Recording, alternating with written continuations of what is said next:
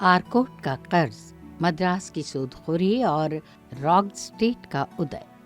18वीं शताब्दी के मध्य में मद्रास की उमस भरी गर्मी में राजनीतिक शक्ति का एक नया और विकृत रूप गढ़ा जा रहा था।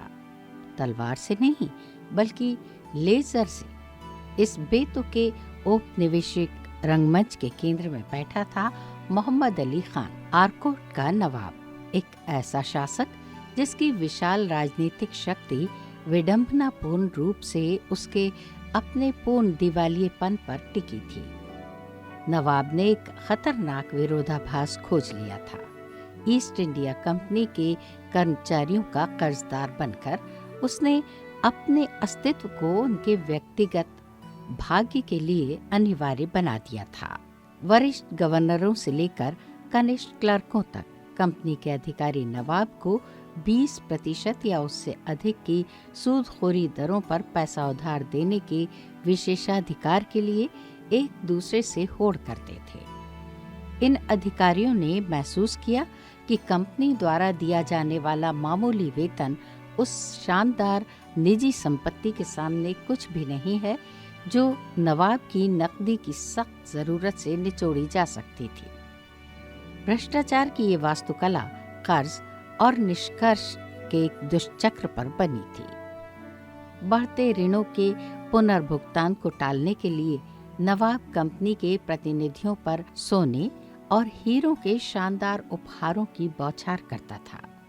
जब नकदी खत्म हो गई तो उसने तुनका की पेशकश की, अर्थात भारतीय गांवों से सीधे राजस्व वसूलने का अधिकार। इसने EIC कर्मचारियों को शिकारी टैक्स फॉर्म्स में बदल दिया। ये व्यवस्था सुनिश्चित करती थी कि लौटे हुए नबूबों की एशियाई विलासिता को ईंधन देने के लिए सबसे दुखी निवासियों की पीठ से चावल और नमक का अल्प हिस्सा भी छीन लिया जाए।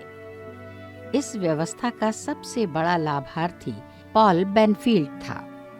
उसने नवाब के खजाने पर इतने विशाल दावे अनुमानित $5 लाख से $8 लाख के बीच इकट्ठे कर लिए थे कि ब्रिटिश संसद में अपनी सीट खरीदने और अपने 8 सहयोगियों के लिए सीटों का वित्त पोषण करने में सक्षम हो गया। सूदखोरी के इस जाल ने अंततः क्षेत्र की सैन्य और राजनीतिक नीति तय की। अपने निवेश को सुरक्षित करने के लिए उत्सुक लेनदारों ने नवाब को तंजावुर के राजा और मैसूर के शासक हैदर अली जैसे पड़ोसियों के खिलाफ युद्ध छेड़ने के लिए प्रोत्साहित किया, ताकि संपार्श्विक के रूप में उसके राजस्व को जब्त किया जा सके।